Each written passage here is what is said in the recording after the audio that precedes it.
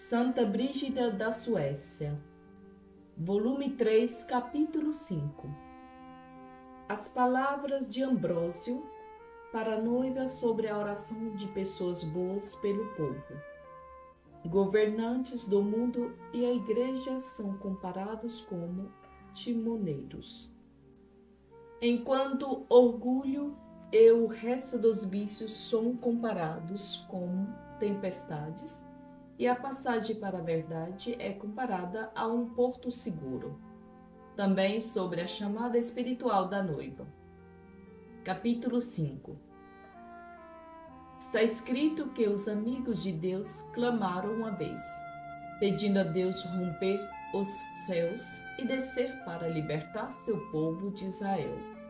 Nestes dias, também amigos de Deus chamaram, dizendo: Deus bondosíssimo, podemos ver inúmeras pessoas perecendo nas tempestades perigosas, pois seus timoneiros são gananciosos e estão sempre desejosos de desembarcar nos países onde eles pensam que irão obter um lucro maior.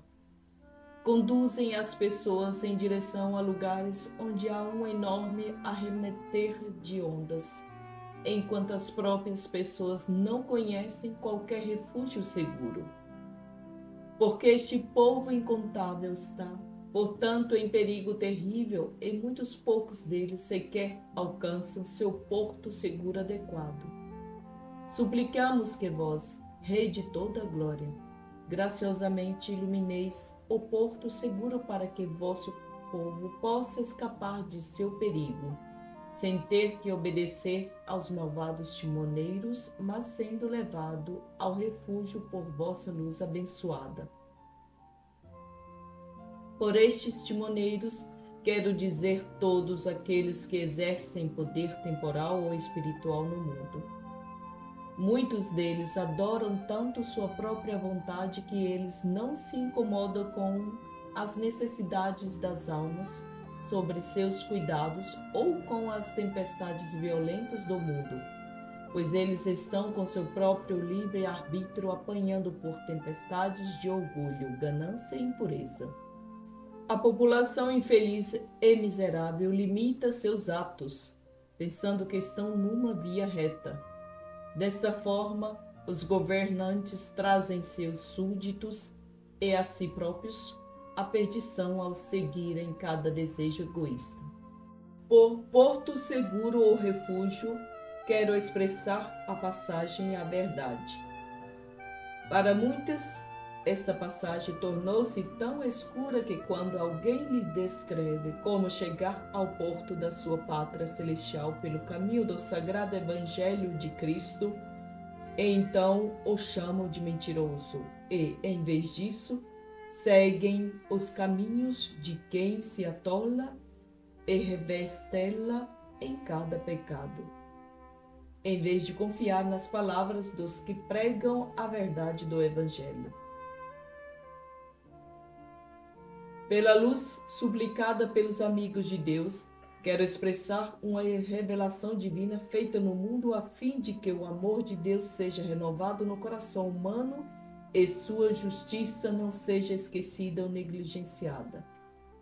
Portanto, devido à sua misericórdia e às orações dos seus amigos, agradou a Deus chamá-lo no Espírito Santo para que você espiritualmente possa ver, ouvir e compreender, a fim de que você possa revelar aos outros o que você ouvir no Espírito de acordo com a vontade de Deus.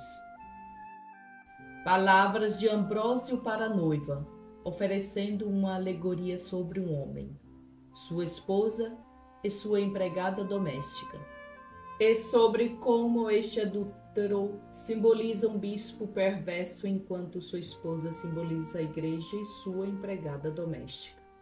O amor deste mundo e sobre a sentença dura sobre os mais ligados ao mundo do que a igreja. Capítulo 6. Sou o bispo Ambrósio. Estou aparecendo para você e falar com você em alegoria, porque o seu coração é incapaz de receber uma mensagem espiritual sem alguma comparação física. Uma vez havia um homem, cuja esposa com quem foi legalmente casado era encantadora e prudente. No entanto, ele gostava mais da empregada doméstica do que sua esposa. Isto teve 3 consequências. A primeira é que as palavras e gestos da empregada o agradavam mais do que as da sua esposa. A segunda é que ele vestia a empregada muito bem, com roupas finas, sem se importar que sua esposa estivesse vestida de andrajos comuns. O terceiro é que ele estava acostumado a gastar 9 horas com a empregada e apenas a 10ª hora com sua esposa. Ele passou a primeira hora ao lado da empregada, divertindo-se ao olhar para sua beleza. Ele passou da hora segunda dormindo em seus braços. Ele passou a hora terceira fazendo alegremente trabalho manual pelo amor ao conforto da empregada. Ele passou a hora quarta fazendo descanso físico com ela após exaustivo trabalho físico. Ele passou a hora quinta inquieto em sua mente e preocupando-se sobre como sustentá-la. Ele passou a 6ª hora em repouso com ela, vendo agora que ela aprovou totalmente o que ele tinha feito por ela. Na 7ª hora, o incêndio de luxúria carnal entrou nele. Ele passou a 8ª hora satisfazendo toda a sua luxúria com ela. Na hora 9ª, ele negligenciou determinadas tarefas que ele, no entanto, teria gostado de realizar. Ele passou da hora 10ª fazendo algumas tarefas que ele não quis fazer. E apenas durante esta hora ele ficou com sua esposa. Um dos parentes de sua esposa veio ao adúltero e lhe acusou duramente, dizendo: converta a afeição de seu coração na direção de sua esposa legítima. Ame-a e vista adequadamente e gaste 9 horas com ela e apenas a 10ª hora com a empregada doméstica. Senão, cuidado, porque você morrerá uma morte súbita e horrível. Por esse adúltero a que me refiro, é alguém que possua o ministério de bispo para suprir a igreja, mas apesar disso leva uma vida adúltera. Ele está associado à Santa Igreja em união espiritual para que ela seja sua noiva mais preciosa, mas ele retira seus afetos dela e ama o mundo servil muito mais do que sua nobre dama e noiva. Assim, ele faz 3 coisas. Em primeiro lugar, ele se alegra mais na adulação fraudulenta do mundo do que numa disposição obediente em direção à Santa Igreja. Em segundo lugar, ele ama enfeites mundanos, mas se interessa pouco sobre a falta de enfeites materiais e espirituais da Igreja. Em terceiro lugar, ele gasta 9 horas com o mundo e apenas uma das 10 com a Igreja Santa. Assim, ele gasta a primeira hora em boa alegria, contemplando a beleza do mundo com grande satisfação. Ele gasta a hora segunda dormindo docemente nos braços do mundo, isto é, no meio de suas fortificações elevadas e a vigilância de seus exércitos. Alegremente confiante na segurança física por causa dessas coisas. Ele passa a terceira hora alegremente a fazer trabalho manual por amor a vantagens mundanas para que ele possa obter o prazer físico do mundo. Ele passa a quarta hora com prazer tendo descanso físico após seu esforço físico, agora que ele tem meios suficientes. Ele gasta a hora quinta inquieto em sua mente de maneiras diferentes, preocupado com como ele pode parecer ser prudente em matérias mundanas. Durante a sexta hora que ele experimenta um agradável descanso de alma, vendo que pessoas em toda a parte aprovam o que ele tem feito. Na sétima hora, ele ouve e vê prazeres mundanos e abre sua luxúria para eles. Isso provoca um incêndio a arder impaciente e intoleravelmente no seu coração. Na 8ª hora, que ele realiza em atos o que antes tinha apenas sido sua ardente vontade. Durante a hora 9ª, ele omite por negligência determinadas tarefas que ele queria ter feito por motivos mundanos, para não se ofender aqueles para quem tem uma mera natural afeição. Na 10ª hora, ele executa sem alegrias alguns atos bons, com medo de que ele possa cair no desprezo e ganhar má reputação ou receber uma pena severa, se por algum motivo ele totalmente haja negligenciado em cumpri-los. Ele é acostumado a gastar apenas esta 10ª hora com a Santa Igreja, fazendo o bem, não por amor, mas por medo. Ele está, naturalmente, com medo de punição dos incêndios do inferno. Se ele pudesse viver para sempre no conforto físico e com abundância de bens mundanos, ele não se preocuparia em perder a felicidade do céu. Por conseguinte, juro por Deus, quem não tem nenhum começo e que vive sem fim, e afirmar com certeza que, a menos que ele retorne para a Santa Igreja em breve e gaste 9 horas com ela e apenas a 10ª com a empregada, ou seja, com o mundo, não o amando, mas possuindo a riqueza e a honra do seu mandato episcopal com relutância e organizando tudo na humildade e razoavelmente para a glória de Deus, então a ferida espiritual em sua alma será tão grave como, fazendo uma comparação física, a ferida de um homem tão horrivelmente atingido na cabeça que seu corpo todo é destruído até a sola dos pés, com suas veias e músculos arrebentados e seus ossos esmagados e a medula fluindo terrivelmente em todas as direções. Como duramente atormentado, como parece o coração num corpo tão violentamente atingido na sua cabeça, e as partes do corpo mais próximas à cabeça que as próprias solas de seus pés estarão com dor, embora sejam as mais distantes, igualmente e duramente torturada, essa alma miserável aparecerá mais próxima ao impacto da justiça divina quando em sua consciência ver-se sendo terrivelmente ferido em cada lado. Palavras da Virgem à noiva comparando um bispo amante do mundo com um fole cheio de ar ou um caracol deitado na imundícia, e sobre a sentença dada ao bispo que é precisamente o oposto do bispo Ambrósio. Capítulo 7. A Escritura diz: aquele que ama a sua própria alma neste mundo a perderá.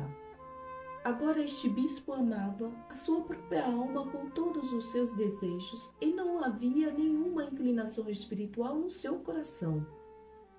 Ele também pode ser comparado a um fole cheio de ar junto de uma forja. Assim como existe ar sobrando no fole, uma vez que os carvões são gastos e o metal cadente está fluindo, assim também, embora este homem deu à sua natureza de tudo o que ela implora, inutilmente desperdiçando o seu tempo, as inclinações mesmas ainda ficam-lhe como o ar no fole. Sua vontade está inclinada ao orgulho mundial e à luxúria.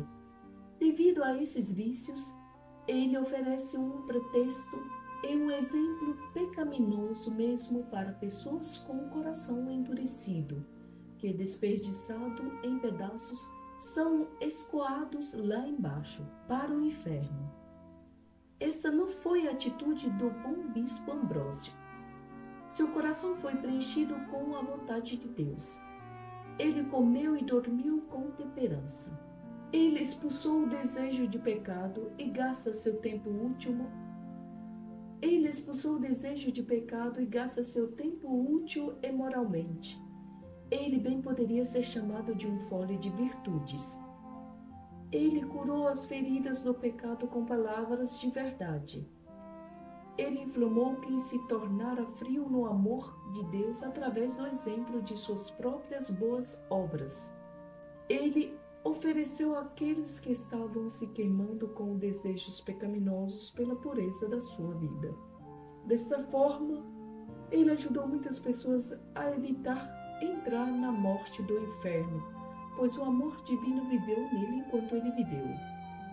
Este bispo, por outro lado, é como um caracol que se reclina na sua nativa nojeira e arrasta sua cabeça pelo chão.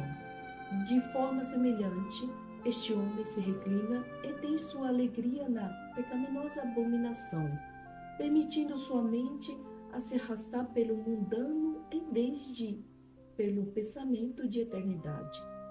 Eu o faria refletir sobre 3 coisas.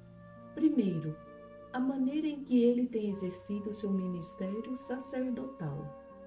Segundo, o significado daquela frase do Evangelho: possuem peles de ovelha, mas são lobos ameaçadores no interior.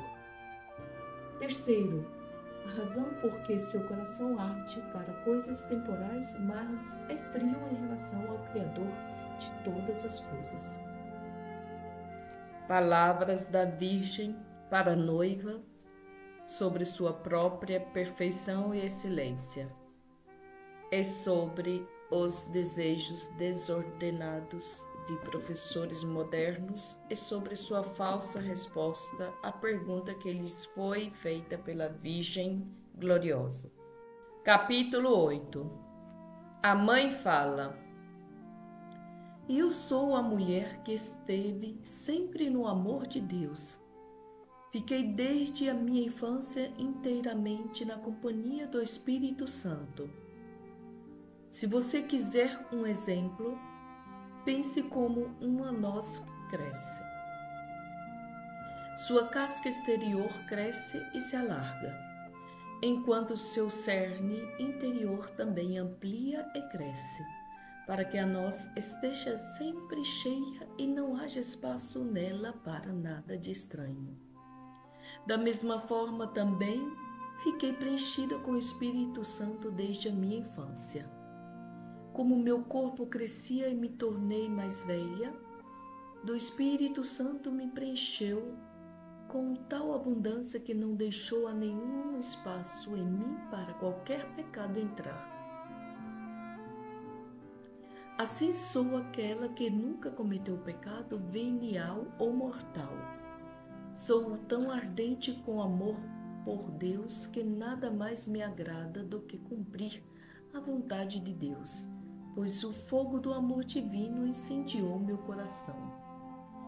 Deus, abençoado acima de tudo para sempre, que criou-me através do seu poder e preencheu-me com o poder do seu Espírito Santo, tem um amor ardente por mim.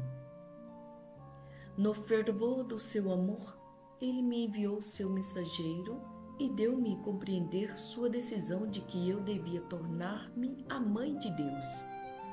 Quando percebi qual era a vontade de Deus, em seguida, através do fogo do amor que eu tinha no meu coração dirigido a Deus, uma palavra de verdadeira obediência imediatamente deixou meus lábios e dei esta resposta ao mensageiro, dizendo: possa ser feito a mim de acordo com sua palavra. Neste mesmo instante, a palavra se tornou carne em mim. O Filho de Deus tornou-se meu filho.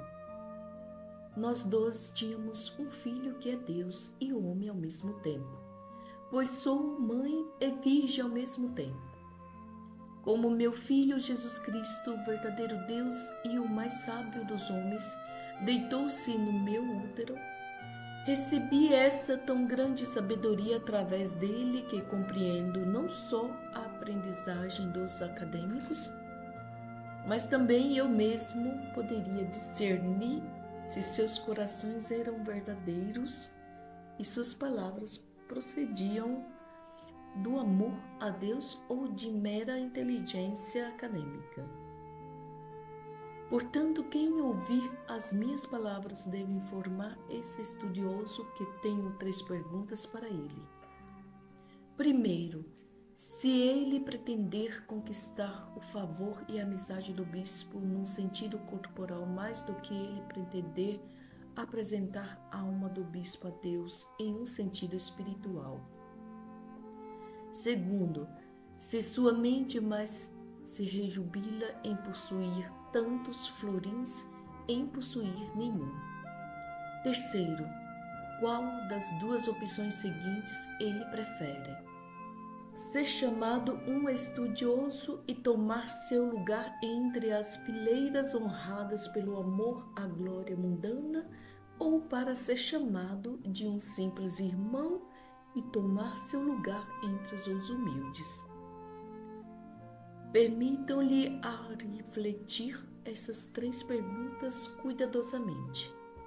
Se seu amor pelo bispo é corporal em vez da espiritual, daí se segue que ele lhe diz coisas que gosta de ouvir em vez de proibi-lo de fazer todas as coisas pecaminosas que ele gosta de fazer.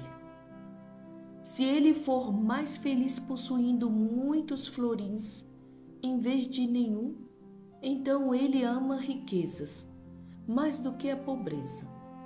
Então ele dá a impressão de aconselhar os seus amigos para adquirir tanto quanto podem, e ao invés de abandonarem o que fosse supérfluo de bom grado. Se, por amor à honra mundana, ele prefere sua reputação de acadêmico e sentar-se em lugar de honra, então ele ama o orgulho mais do que a humildade e, portanto, parece a Deus mais como um burro do que um estudioso. Nesse caso, ele está mascando sobre palha vazia, o que é o mesmo que conhecimentos acadêmicos sem caridade. E ele não tem o trigo fino da caridade, pois a caridade divina nunca pode se tornar forte em um coração orgulhoso. Depois que o estudioso havia se desculpado com o pretexto de que ele tinha uma vontade maior de apresentar a alma do bispo a Deus em um sentido espiritual e que ele preferiria ter nenhum florim, e, em terceiro lugar, que ele não se preocupava sobre o título de especialista, a mãe disse novamente: sou aquela que ouviu a verdade dos lábios de Gabriel e acreditou sem duvidar. É por isso que a verdade tomou para si carne e sangue do meu corpo e permaneceu em mim. Eu trouxe à luz a essa mesma verdade que foi Deus e homem. Na medida em que a verdade, que é o Filho de Deus, desejava vir a mim, morar em mim e a nascer de mim, sei muito bem se pessoas têm verdade sobre seus lábios ou não. Fiz ao estudioso 3 perguntas. Eu aprovaria sua resposta se houvesse verdade nas suas palavras. No entanto, não tinha nenhuma verdade nelas. Por isso, vou dar-lhes 3 avisos. A primeira é que existem algumas coisas que ele ama e deseja neste mundo mais que ele não obterá mesmo. A segunda é que ele perderá em breve a coisa que ele tem alegria mundana em possuir. A terceira é que os pequenos entrarão no céu, os grandes permanecerão de fora porque o portão é estreito. Palavras da Virgem à noiva sobre como aqueles que podem ver e ouvir e etc. escapam aos perigos em virtude da luz do sol e etc. Mas perigos acontecem àqueles que estão cegos e surdos e assim por diante. Capítulo 9. A mãe fala: apesar de um homem cego não vê-lo, o sol ainda brilha claramente no esplendor e beleza mesmo enquanto ele está a cair no fundo do precipício. Os viajantes que têm visão clara são gratos à clara luz que os ajuda a evitar os perigos da sua viagem. Embora o homem surdo não ouça, ainda assim a violenta avalanche desce sobre ele, esmagando-o terrivelmente do alto. Mas quem pode ouvi-la vindo escapa para lugares mais seguros. Embora um homem morto não possa provar enquanto ele jaz apodrecendo entre vermes, uma boa bebida ainda tem gosto doce. Um homem vivo pode bebê-lo e se contentar, sentindo-se encorajado para qualquer feito corajoso. A Virgem fala para sua filha, oferecendo garantias sobre as palavras proferidas a ela e sobre o período do colapso da Igreja se aproximando e sobre como, infelizmente, os supervisores zeladores da Igreja, em grande parte, dedicam-se hoje em dia a uma vida de imoralidade e à ganância. E o desperdício dos bens da Igreja no seu orgulho, e sobre como a fúria de Deus é suscitada contra eles. Capítulo 10. A mãe fala: não tenhas medo das coisas que estás prestes a veres, pensando que elas veem o espírito do mal. Tal como a luz e o calor acompanham a aproximação do sol, mas não segue a uma sombra escura. Da mesma forma, duas coisas acompanham a chegada do Espírito Santo no coração: ardente amor por Deus e a iluminação completa da santa fé. Agora estás experimentando essas duas coisas. Essas duas não se seguem ao diabo, a quem nós podemos assemelhar a uma sombra escura. Portanto, envia meu mensageiro ao homem que te mencionei, apesar de conhecer seu coração e como ele vai responder e o fim iminente da sua vida. Deverás ainda enviar-lhe a seguinte mensagem: eu o faria saber que o fundamento da Igreja Sagrada está tão fortemente deteriorado em seu lado direito que o seu telhado em arcadas tem muitas fissuras na parte superior, e que isso faz com que as pedras caiam tão perigosamente que muitos daqueles que passam abaixo dela percam as vidas. Várias das colunas que devem ficar eretas estão quase ao nível do solo e até mesmo o piso é tão cheio de buracos que os cegos que entram lá têm quedas perigosas. Às vezes acontece mesmo que, juntamente com os cegos, pessoas com boa acuidade visual têm quedas feias devido aos buracos perigosos no piso. Como resultado de tudo isto, a Igreja de Deus está perigosamente cambaleando, e se ela está cambaleando tanto, o que aguarda em seguida, senão seu colapso? Garanto-vos que, se ela não for ajudada por reparos, seu colapso será tão grande que será ouvida em toda a cristandade. Sou a Virgem cujo ventre o Filho de Deus condescendeu em entrar, sem o mínimo traço de luxúria carnal. O Filho de Deus nasceu do meu útero fechado, dando-me consolação, mas nenhuma dor. Eu fiquei de pé junto à cruz quando ele vitoriosamente superou o inferno por meio de seu paciente sofrimento e abriu o céu com o sangue do seu coração. Fiquei também sobre a montanha quando o Filho de Deus, que também é meu filho, subiu aos céus. Tenho o conhecimento mais claro de toda a fé católica, que ele pregou e ensinou a todos que queriam entrar no céu. Eu sou essa mesma mulher, e agora estou acima do mundo em coração. Eu sou essa mesma mulher, e agora estou acima do mundo em oração contínua. como um arco-íris acima das nuvens que aparece para se inclinar em direção à terra e tocá-la, em ambas as extremidades. Vejo-me como um arco-íris a arquear para baixo em direção aos habitantes bons e maus da terra através de minhas orações.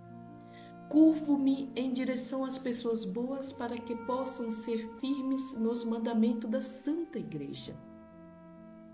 E me curvo em direção às pessoas más para que eles não possam aumentar suas maldades e ficarem ainda piores. Eu faria o homem que mencionei saber que nuvens implacáveis e horríveis sobem na direção do arco-íris resplandecente. Por essas nuvens, quero simbolizar aqueles que levam uma vida de imoralidades, aqueles que são tão insaciáveis como o abismo do oceano em uma ganância por dinheiro e aqueles arrogantes e irracionalmente gastam seus meios no desperdício como de uma torrente derrama sua água. Muitos dos supervisores da igreja são culpados por estas três coisas e seus pecados terríveis se elevam ao céu à vista de Deus, tão opostas às minhas orações quanto às nuvens obscenas que se opõem ao arco-íris resplandecente. Os homens que deveriam estar aplacando a fúria de Deus juntamente comigo, em vez disso estão provocando fúria de Deus contra si. Esses homens não devem ser promovidos na igreja de Deus.